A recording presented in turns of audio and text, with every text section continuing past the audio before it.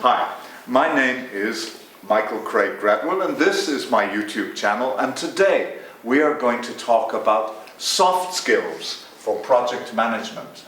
Soft skills for project management. Now, when people talk about soft skills for project management, they refer to things like negotiation, creativity, leadership. They refer to very strange things, but we could group these together so they make some kind of sense. And so here we have our soft skills for project management. And the first thing I'd like to mention is that the first soft skill you really need is preparing. And what is involved in preparing? Motivation. Your own motivation. Asking yourself, what do I want from this project? What do I want to get? Do I want to do the project or not? It's quite simple, really. And then, once I've made that decision in preparation, then I need to think about, in order to succeed in this project, what are the resources I will need? In terms of time, in terms of place, in terms of team, in terms of recruitment. And here we can see all the skills that come together in this area. But all these skills, when grouped together in a business plan, for example, lead us to how are we going to get the money? And the money comes through making sense to the bankers.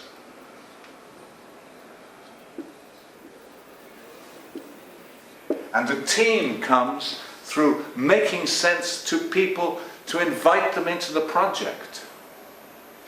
So sense making is the second level, and there we need all kinds of skills, like PowerPoint, we need negotiating skills, we need presentation skills, we need skills in areas of contact with other people, and we also need to be able to listen. The third area, which is really important in soft skills for project management, is how to deal with the problems when they come up. How to manage what we could call the conflicts.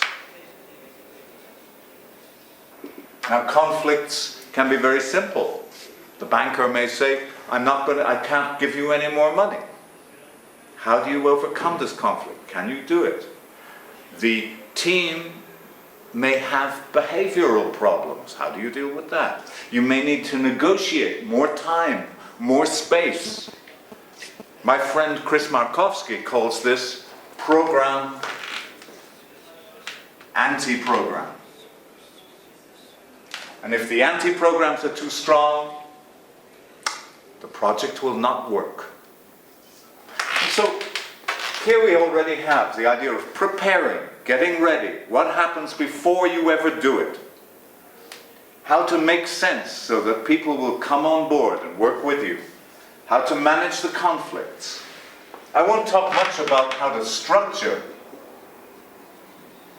except to say that you need to plan. You need to plan your meetings. You need to know how to carry out your meetings. You need to know how to bring your meetings forward. You need to know how to place the various points on the line of the project and how it comes together. Most project managers are already very good at the planning points, the Gantt charts and all these things. Meeting management, of course, is part of the soft skills and comes under this area here. The next area, which is really important to talk about, is the atmosphere. The atmosphere in the group, the atmosphere in the project, the atmosphere counts. If people hate each other, nobody's going to work together. If people like each other, everything is going to work. If people trust each other, the whole project will grow and flower. This is one of the most important points. Creating the atmosphere and knowing how to do it. Work with me and you'll learn. And the last area here is value. And valuing. Giving value to.